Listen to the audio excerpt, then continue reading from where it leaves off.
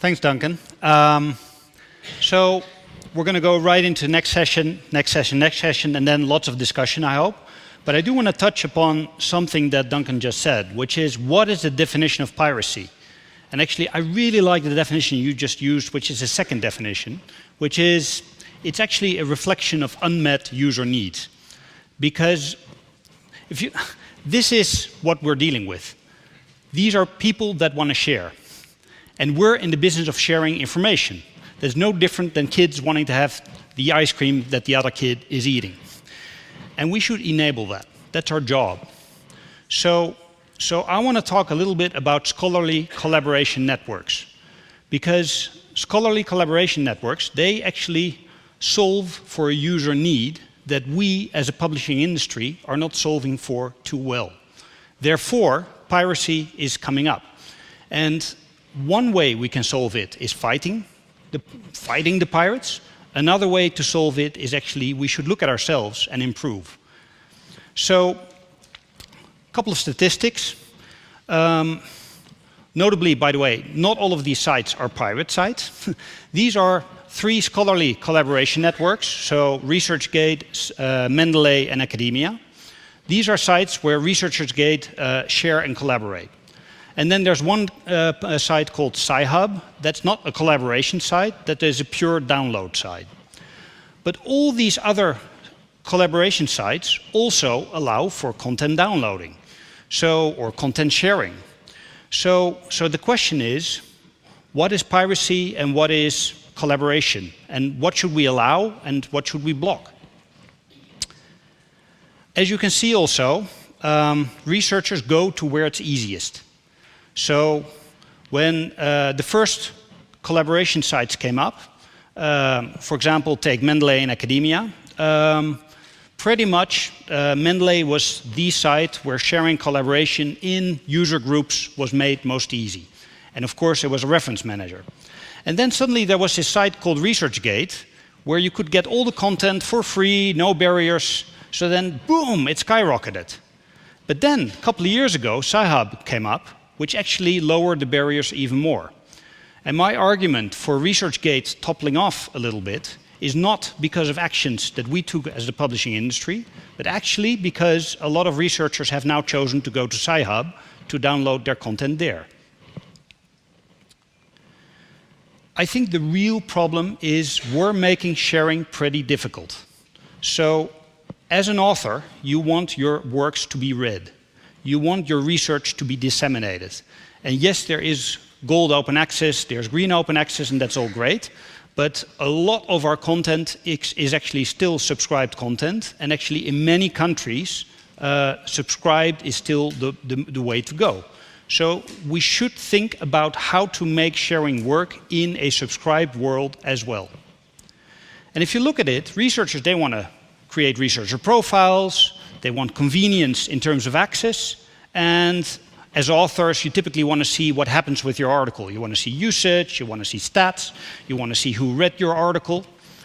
And as publishers, we're doing our best to make this happen. However, we have incredibly unclear sharing policies, and actually I can speak for Elsevier, we've done our best to improve it, and yes, we've gotten better, but it's still not good enough. We have no real good infrastructure yet as an industry for compliant sharing. We actually, particularly remote access, we don't solve so well yet. And finally, in terms of usage, yes, there's all kinds of good citation metrics, but if you talk about views and downloads, these we don't provide yet in a very structured, collaborative way to the authors yet. This provides an opportunity for scholarly collaboration networks because they fill that gap. So they actually facilitate collaboration, they provide easy access, and they show usage. So in my view, and actually I'll show you some metrics about that, for example, we know that Sci-Hub is used a lot by researchers that are actually entitled to that content. Why? Because they sit at home and it's more difficult to log in via their remote login through the university or to our publisher websites. and they just type in the DOI at ResearchGate and get it that way. Or they type in the DOI at Sci-Hub and get it that way. So a lot of this usage that Sci-Hub is getting is actually from researchers that are entitled to our content. We need to solve for that. So if you look at the timeline, actually it's not 3 years old, as as David presented earlier in this today. Scholarly collaboration networks are about 10 years old. And we've started to take notice in the last 3 years. There were some excellent articles and research about what researchers do on SCNs. And there have been some legal actions in the past year. So what I wanted to show you now is what else is happening. Because I think what is really interesting, in the past couple of years, a lot of publishers have gotten together and said, we can't go on like this anymore. We have to put actually solutions in front of researchers that work. So we've created a couple of, and I'm a product person, so we've created technical solutions that actually can talk to all these scholarly collaboration networks and then solve the problem in a technical way, which means that the researcher doesn't have to bother, right? For that person, for him or her, it's as easy to go and share and collaborate on that platform as it would be anywhere else. So we're trying to put the burden of complexity on ourselves and solve it for the researchers. Now, because access can have many shapes and forms, it's not that easy. So the next slide that I'm going to show you is actually a little bit complex. I'm sorry about that. But that's because it's for you. This is not for the researchers. The researchers, for them, it should be easy, and it will be. So basically, what we said is, first of all, for private sharing, so peer-to-peer or in private collaboration groups, we've basically said, as a publishing industry, look, that's okay as long as you report on the usage.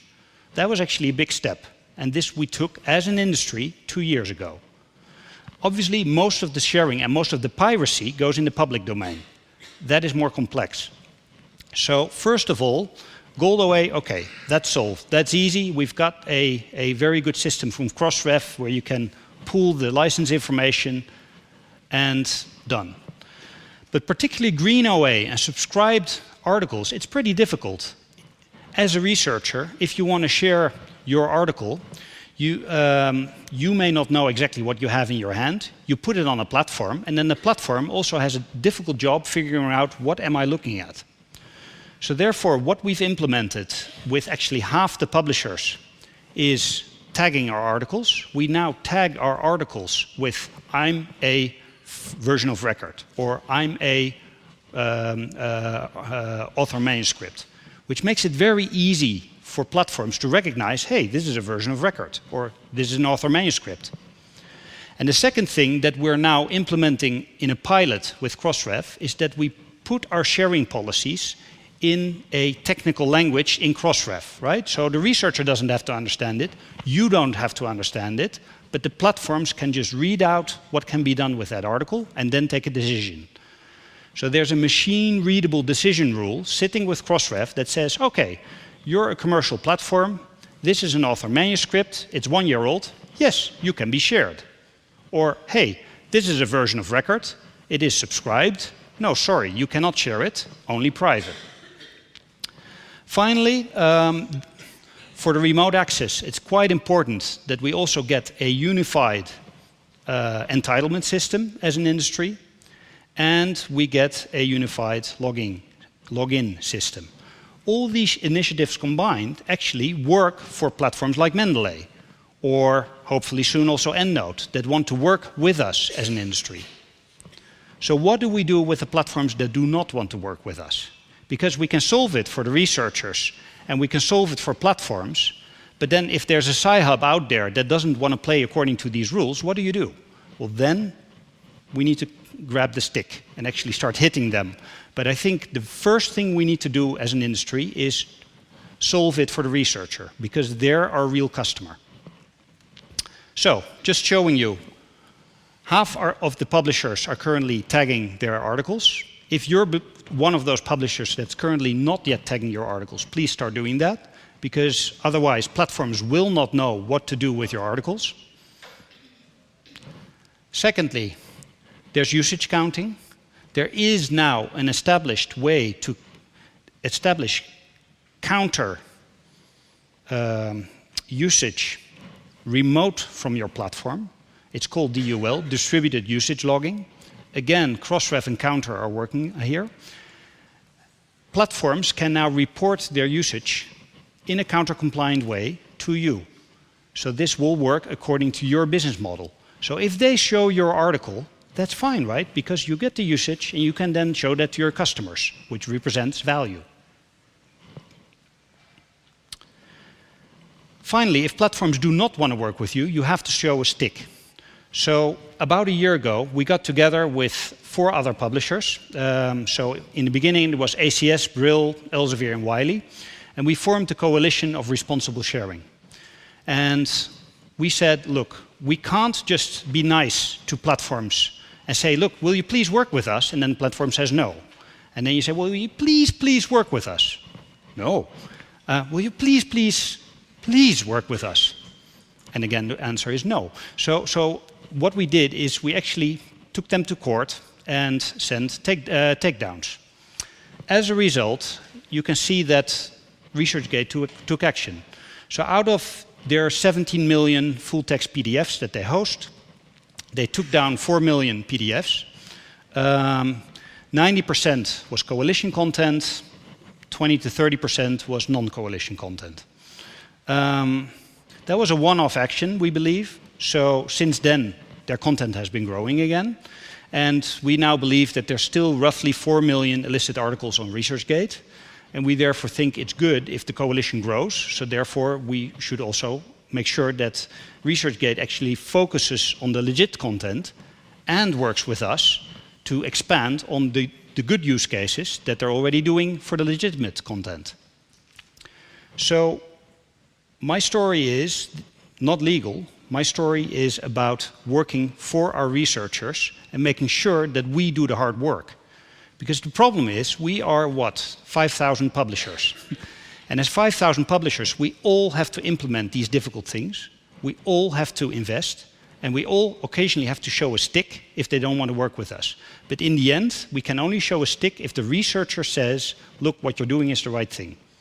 Thank you.